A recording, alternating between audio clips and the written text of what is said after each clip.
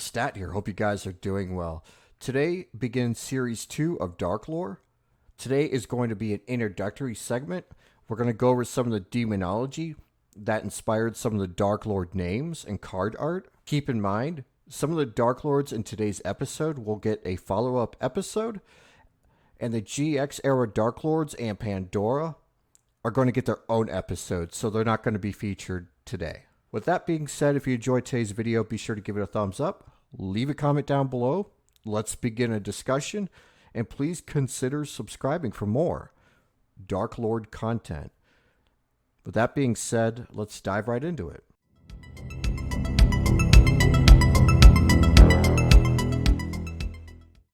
Darklord Amdusc is a depiction of Amdusc, a Duke of Hell with 29 legions of demons and spirits under his command.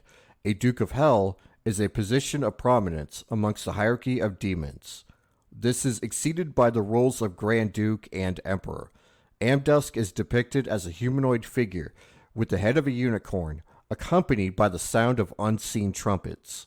His horn contains magical properties of thunder, and he has the ability to make trees bend at will.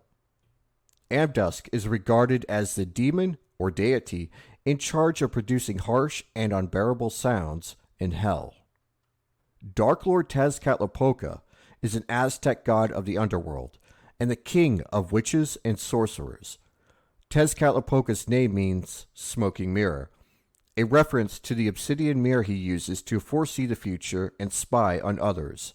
He wears jaguar skin around his hip, a dead bird in his ear, and a snake's head fixed to one nostril. Tezcatlipoca was believed to be responsible for disease and pestilence by turning into a blob and rolling like a tumbleweed. He would also take the form of animals like coyotes to hunt and ambush travelers.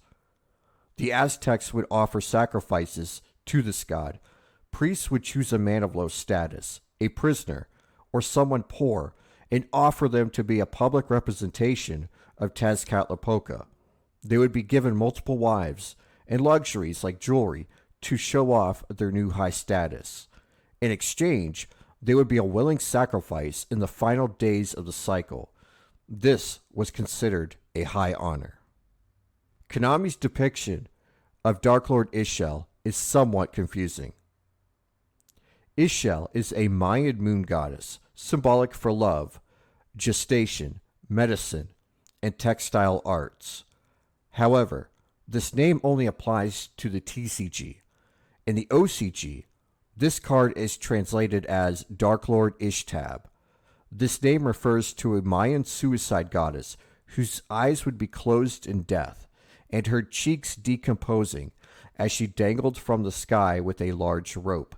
Ixtab would seduce her victims into hanging themselves. It was believed Ixtab was responsible for sacrificial victims and women who died during childbirth. This is the exact opposite of Ixchel. Personally, I believe Darklord Ixchel is actually Ixtab due to her depiction on Darklord Enchantment. Her eyes are closed while in a seductive pose, plus the mind control effect seems inspired by this lore. Darklord Nasten's name is a reference to a king who ruled in Afghanistan at the beginning of the Christian era. He is the Satan of the Old Testament, Mestama, meaning hatred, hostility, and persecution. A fallen archangel who pleads with God to allow the spirits of dead Nephilim to live on earth so they can corrupt mankind. This would serve as a test for man's faith. Nasten is responsible for aiding the Egyptians against the Israelites and for the deaths of the firstborns. Some earlier Book of Jubilee translations refers to multiple Mestama, possibly referencing the dead Nephilim. Darklord Morningstar, Lucifer in the OCG, is based on the Christian devil Satan. Lucifer, being another name for Satan, comes from a misinterpretation of Isaiah 14, which mentions the fall of Lucifer or the morning star, depending on translation. Christianity has adopted a false correlation between Isaiah 14 and other verses from the New Testament that mention Satan was cast from heaven like lightning. However, most modern biblical scholars agree that Isaiah 14 is about a corrupt Babylonian king and not Satan. Lucifer is known for rebelling against God due to his distaste for mankind and arbitrary authority. He was believed to possess the most knowledge, wisdom, and beauty, and ranked highest amongst God's angels. Lucifer, using his skill set to his advantage, managed to convince a third of the angels to rebel against God. A war ensued in heaven that ultimately resulted in Lucifer and his followers to be casted out to earth.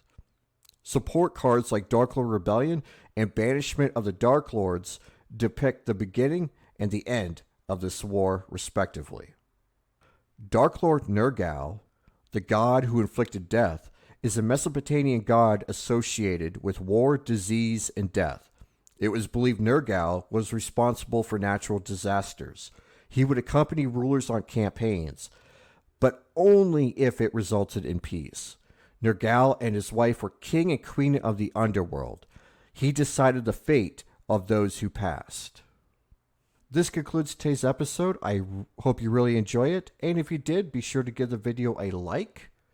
If you guys like the video, more episodes will keep pumping out. Leave a comment down below. I always enjoy interacting with you. Please consider subscribing for more awesome Darklord content. Hit the notification bell to be notified of when the next episode premieres. And until next time, I hope you have a great week, and I'll see you in the next episode.